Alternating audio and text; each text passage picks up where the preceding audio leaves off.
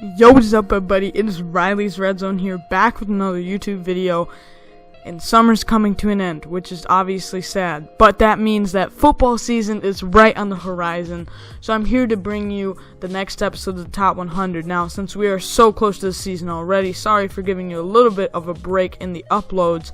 I will be combining two episodes. I'm going to do 20 players this episode and 20 players next episode. So this will be number 40 through number 21, and the next one will be the top 20 players of 2020 in my opinion. To simplify things a bit, I've toned down the slide so that's a little bit more basic, but I still think it looks pretty good. And I won't have highlights in this video just so I can get these videos out in time for the season. But with that being said, here's number 40 through number 21. At number 40 is Ryan Ramczyk. Now, I really liked him coming out of Wisconsin. I think he can be very underrated to a lot of people. I don't think a lot of people realize that really he is a top player. You know, especially they had Terran Armstead as a top tackle. Then they had Zach Strief for a while. But Ryan Ramczyk is amazing, and I definitely think he deserves a lot of credit for that Saints offensive line, and he deserves recognition as a top tackle in this league.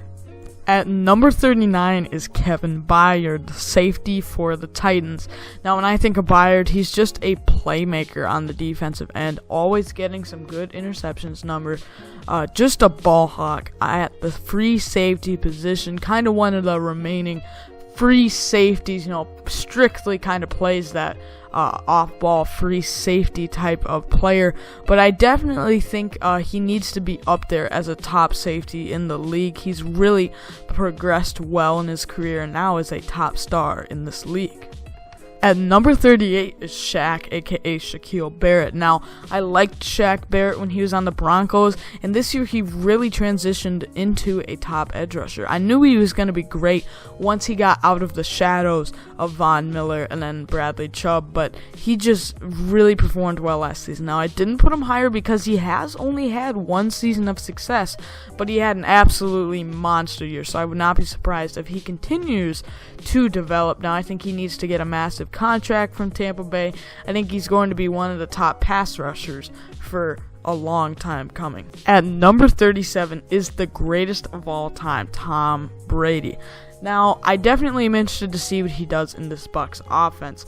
I definitely think he's the greatest quarterback of all time, but is he the greatest quarterback this year? We will find out. I'm very interested to see how he will do, kind of being by himself, not with Bill Belichick and the Patriots system. So I'm very interested to see. He did have a bit of a down year last year, which is why he's down here, but I don't think you can put him much far down after this, in my opinion. I think some people are kind of putting him super low, so I have Tom Brady landing at number 37. At number 36 is David Bakhtiari, the tackle from the Packers. Now, I think David Bakhtiari is a guy I'm probably higher on than a lot of people. I personally think right now he's still better than Ryan Ramczyk, but it's very close. You're going to see another offensive lineman this episode, but I think he's got to be considered one of the best in the league. I think he kind of got forgotten about last season with, Ronnie Stanley kind of coming up out of nowhere, and Ryan Ramczyk, Mitchell Schwartz up there as well. So I think he's got to be one of the best offensive linemen in football, and he deserves a lot of credit, keeping Aaron Rodgers hopefully up, because the rest of the offensive line there isn't amazing. So I think it's really important that he's there, and you can see the impact when he's not on the field. At number 35 is Amari Cooper, another guy I might be a little higher on than other people. Now, I think I have him so high because you think about it, the Cowboys, yes, it was harder to negotiate with Dak, and they still haven't gotten a deal done. But, they chose to pay Amari Cooper first, so I think that really means something to them. I think he's one of the top receivers in this league. I think he's really developing into a great route runner. Just had to get out of the Oakland situation, but since he's gone to Dallas, I really think he has been a star player. So I think he definitely deserves a lot of recognition as a top wide receiver, and he is going to be the only wide receiver on this episode, but don't worry, we'll have some in the top 20. At number 34 is Tyrann Mathieu from the Chiefs. Now, he was a key piece to the Chiefs winning a Super Bowl last year, but I definitely think his strength is his versatility. He can play in the slot, he can play safety, he can play corner, he's got a little bit of everything, and he definitely just got in the right situation. Was great in Arizona, also was decent in Houston, but really blossomed here in Kansas City. And I think he's gonna have a role carved out for him for the next few years in that Kansas City defense. So I think he's gonna be continuing to make an impact for that team. At number 33 is Nick Bosa, and I think he was a top player last year, but he really needs to do it again, in my opinion, to put him above some of these other players on the list. So I think he really did well. I liked him coming as a rookie. He fell right into San Francisco's lap. I also think he's going to have a big future for the Niners, but I didn't rank him higher just because, there's not as much tape going into your rookie year. I definitely, though, will not be surprised if he continues to have a massive amount of success. At number 32 is J.J. Watt. Now, he has obviously had some injury issues. This past season was also hurt again. So, yes, it might be a little controversial take, honestly, to even have him above Nick Bosa. I definitely, though, am not as controversial. I've seen people put him still as a top 15, 20 player, and I just don't think that's accurate in my opinion. He definitely kind of has fallen off a bit, but I also think that you can't forget about him. He's still there, and he still can compete at a top level when he's on the field. You look at what Houston has, and he's that leader of that defense. Whitney Merciless is like their best other pass rusher. He's pretty much there to carry that defense. So he definitely has, of course, injury concerns. So when he's on the field, I think he is a top 35 player. Now, will he be on the field that often? Hopefully. At number 31 is Richard Sherman. Now, last year, I think he had a very great season, very incredible. Definitely one of the top corners in the game. Definitely no longer he's not the top corner anymore. I think that Stephon Gilmore obviously took that spot. And here's a hint, you'll at least see one more corner this episode. But he is definitely, I think, for some people, been forgotten. Obviously, his first year in San Francisco was not too good, but I really think he stepped it up last year. He just was kind of getting comfortable in the system. Definitely, I don't think he'll make his way higher up this list in the future. Probably go downwards, but I definitely think he needs to be considered as a top threat. You don't want to throw at Richard Sherman if you're a quarterback, so he lands at number 31. At number 30, I have Joey Bosa. Now, I think there's a reason they paid him so much. He's a top defensive player. I think he's continuing to develop. He had the number change, which he still did great, so now it's both Bosa boys wearing the number 97. He is just a top player, and he has been since he entered the league. You could debate, honestly, he's one of the best of that 2016 class. He definitely was worth the pick that the Chargers had. So he's really developed well. It'll be interesting to see whether Joey or Nick has the, better overall NFL career. So that would be a fun duo to kind of see on two different teams. And I think he really is one of the best players, on that Chargers defense. I think he is, Derwin James is another piece. But I think he really lights a spark to that defense. At number 29 is T.J. Watt. Now, he had an explosive year last year. He really developed into a breakout star, but I don't think you can really credit him much higher than this, to be honest, in my opinion. I think that I've seen him a lot higher, which I can understand, but I want to see one more year of production from him. But I definitely think he's on his way up as a star, kind of, being that number one player on the Steelers defense, definitely developing into a top pass rusher, and I think now he is above his brother, and definitely looking back, he's going to be one of the best players from that draft class. At number 28 is newly acquired Seahawks safety Jamal Adams, formerly of the Jets. Now, I think he will rise in this ranking now that he's on a decent team and in a decent defense. He perfectly fits. I think they're going to use him in that Cam Chancellor role that they've been missing since he retired. I really think he's going to fit that scheme well. No matter what Greg Williams said, that he's going to be bored, I think quite the opposite. He's going to be quite entertained playing in that defense. I think he's going to have a really good year because definitely he hasn't, if you even look at, other players statistically, he hasn't done that well. He definitely, though, in my opinion, underrated part of his game is actually his pass rushing ability. You can put him on a safety blitz every once in a while and he'll get to the quarterback. So I think that he will have a breakout. He's already a star, but I think he'll have his career year this year in the league. At number 27, Tre'Davious White.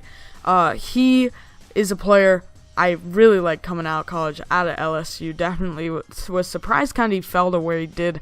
Definitely knew he was going to be a star in this league, and of course, that's what he is. So he really, you can't put him number one corner-wise because of Stephon Gilmore, but you got to put him top 2 or 3. I think really he's up there. Playmaking ability, he's a ball hawk on the defense, just locking people up. He's really spectacular, a lot of talent, has that confidence in a corner, which obviously, can be very important. Kind of Richard Sherman had that for a while. So I think that's really important, and I think he will be, once Gilmore kind of goes on his way down, I think Tre'Davious White might be the future number 1 corner in the league. At number 26 is Danielle Hunter. I think he's an absolute stud. As a Vikings fan, I can say he's just an outstanding player. Definitely interested, though, to see this season what he'll do now that Everson Griffin's gone. Maybe he'll get some more double teams, which that's obviously not good, but I think he's really developed super good. Definitely, you'll see, all those tweets of, for example, it's college, the graph's all the way up there, and in NFL, it's all the way down, saying, they did great in college and terrible in the NFL. Danielle Hunter is the complete opposite. He was kind of just a guy coming out of LSU, and now he's developed into an absolute star. I mean, he literally forced Brian Robinson off the team. Basically, he just developed into his own. He definitely just deserves a lot of credit. He's probably one of the best young pass rushers out there, and he really came into the league pretty young, and he's just really developed quickly and very well. So I'm really excited to see what he does this year, being kind of that, for sure, no doubt, leader on the Vikings defense. At number 25 is Quentin Nelson, a.k.a. Big Q. He is an absolute stud on the offensive line. You could debate, and I personally would say so. He's probably the best offensive lineman in the league. He really is just an absolute stud. He's developing into a great guard. It's him and Zach Martin for the future of, the offensive line there at guard position. He was a plug and play out of Notre Dame, just came in right away, proved to be a starter, and hopefully he'll help Phillip Rivers in that Colts offense. At number 24 is Cameron Jordan. He has had a lot of sacks in his career. He's been going for a while. I think he kind of is getting buried in some of the other names. Definitely, I think Chandler Jones is better, but the Shaq Barretts and the TJ Watts and Joey Bosa, Nick Bosa are kind of all burying Cameron Jordan. I think he's definitely one of the best defensive ends in the league. Really successful, and I think he's, once again, just being forgotten about. I think he's still producing at a very high level, and I think he really deserves some credit. So I have him as a top 25 player. This may be a little bit of a hot take here, but at number 23, I have Matt Ryan. I really think he can be a top player. I think it'll be interesting to see what he can do with now Todd Gurley in that offense, and obviously Julio still there. I really think we've seen his ceiling. Obviously, he's not going to get higher than what he was, a league MVP, but I really think he, once again, is underrated, and I think he really deserves some credit here. I think he is one of the best quarterbacks in the league. He's nothing special. His arm is above average, but not spectacular. Actually, he's pretty good, though. He just runs the system, and I really think he deserves some credit here. He's always, every year, going to be a top He's going to put up some good stats, going to be a top fantasy option. I think every year you can put him in the conversation for an MVP just about every season of his career. At number 22 is Ezekiel Elliott. Now, Zeke is definitely, I think, one of the top players. Now, this is where things get a little bit dicey. Definitely, this is how I'm going to explain it. Running backs are obviously not his value. I'm making this list judging as if I am a defensive coordinator or an offensive coordinator, who am I kind of worrying about the most? And I definitely think, let's say it's a setting where the league restarted and we're doing a fantasy draft. I'm not taking Zeke as the 22nd best player. Obviously not. There's plenty of other running backs that I would wait for. But as a pure talent aspect of what a player needs to look at, I definitely think he fits all the requirements of a running back. I think his receiving game is developing, and I really think that he can be that other piece that, when the pass game's not working with Dak, you definitely have someone to lean on. So, once again, he's not like if you were to restart the league, a top 22 player you'd pick, but I think he does his job well, and he's a player that as a defensive coordinator you would definitely worry about. And to finish off the episode is Saquon Barkley. He is an absolute stud at the running back position. Once again, a player, I think he, as a talent aspect though, is higher than Ezekiel Elliott. I think he brings a lot more agility to the table, and also, I think just that big play ability is just amazing. He's got all the moves that you could ask for, a lot of shiftiness. I think that he has a lot of talent, and people may have thought at the time, the Giants should have took a quarterback. I think that Saquon will be, a great player. He has the motivation, and I'm excited. Hopefully, if the Giants are better this year, that he'll actually get another opportunity. So, that was this episode of the Top 100. Make sure to come back when I release the final episode of this year's series. I just wanted to make sure that I can finish it before the season. So, we'll be revealing what order these top 20 players are in. Now, I will say definitely, if I were to look back, I made this list probably a few months ago. I'd already changed some of it, going, for example, I'll just give here's a spoiler, like, I would probably put Ronnie Stanley on the list, instead of, let's just say Kyle Fuller. That was kind of a name at the end.